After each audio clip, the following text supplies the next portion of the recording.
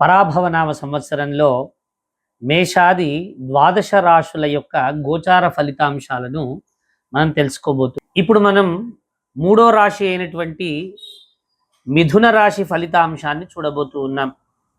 మరి మిథున రాశిలోకి ఏ రాశులు వస్తాయి, ఏ నక్షత్రాలు వస్తాయి, ఏ పాదాలు వస్తాయి తెలుసుకుందాం. ముందుగా మృగశిర నక్షత్రంలోని 3, 4 పాదాలు, ఆరుద్ర నక్షత్రంలోని 1, 2, 3, 4 పాదాలు, అలాగే పునర్వసులోని 1, 2, 3 పాదాలు.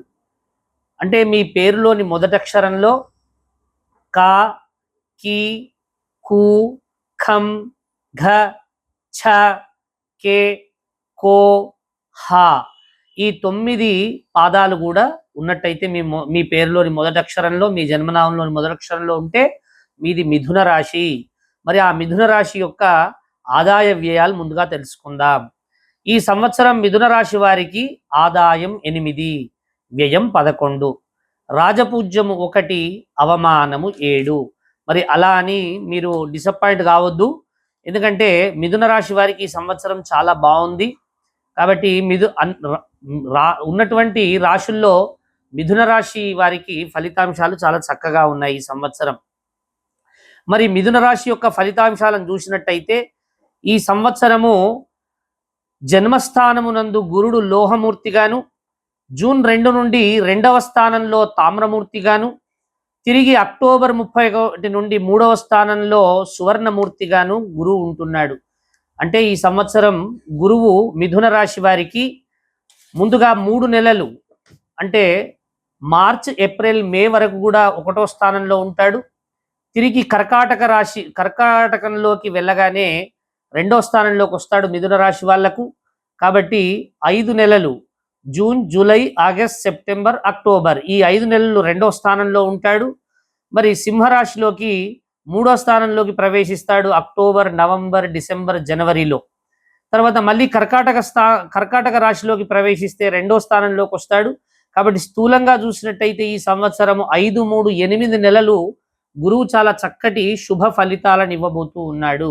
కాబట్టి గురువు చేత మరి వీరికి చాలా అనుకూలమైనటువంటి కాలం మిథున రాశి వారికి ఈ సంవత్సరం అంతా కూడా.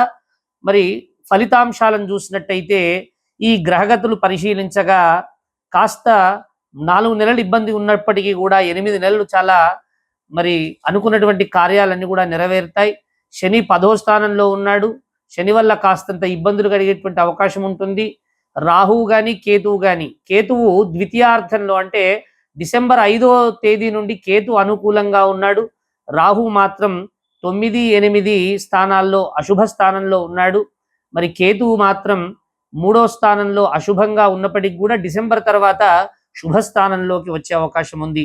మరి వీరి గ్రహగతులు పరిశీలించిన తర్వాత మరి పూర్వార్ధంలో మాత్రం కొంతవరకు ఇబ్బందులు ఉన్నప్పటికీ కూడా ఉత్తరార్ధంలో అంటే గురువు మరి 2వ కర్కాటక రాశిలోకి ప్రవేశించిన తర్వాత పెట్టుబడుల విషయంలో కాస్త ముందడుగు వేసేటువంటి అవకాశం ఉంటుంది.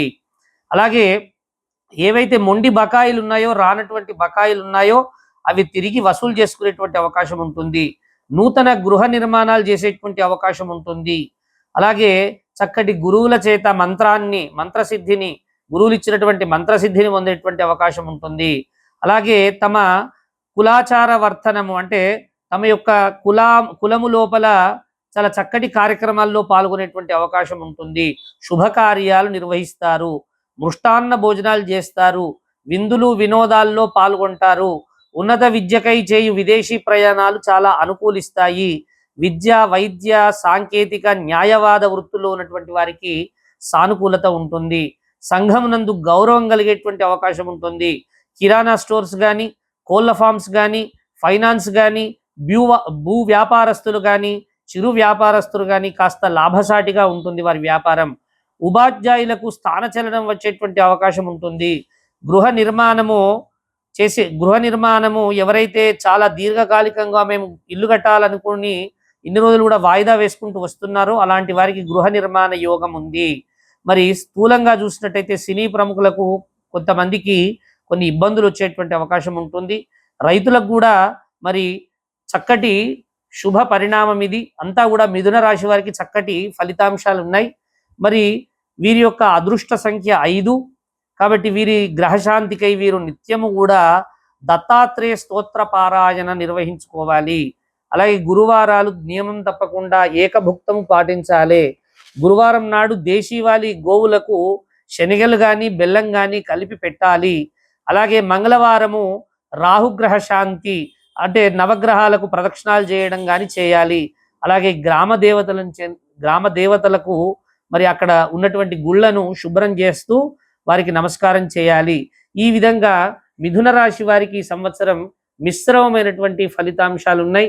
కాస్తంత శని అనుకూలంగా లేడు కాబట్టి వారు నీలా అంజన సమాభాసం రవిపుత్రం యమాగ్రజం ఛాయామార్తాండ సంభూతం తం నమామి శనైశ్చరం అనేటువంటి మంత్ర జపాన్ని వీరు 365 రోజుల్లో మళ్ళీ ఉగాది వచ్చే వరకు కూడా 19,000 జపాన్ని వీరు సొంతగా ఎవరితోనో బ్రాహ్మలతో చేయిస్తామంటే కాదు, సొంతగా వీరు ఈ శ్లోకాన్ని పఠించినట్టయితే మిథున రాశి వారికి ఉన్నటువంటి ఇబ్బందులన్నీ కూడా తొలగిపోతాయి. ఇప్పటి వరకు కూడా మనం మిథున రాశి వారి గురించి తెలుసుకోవడం జరిగింది.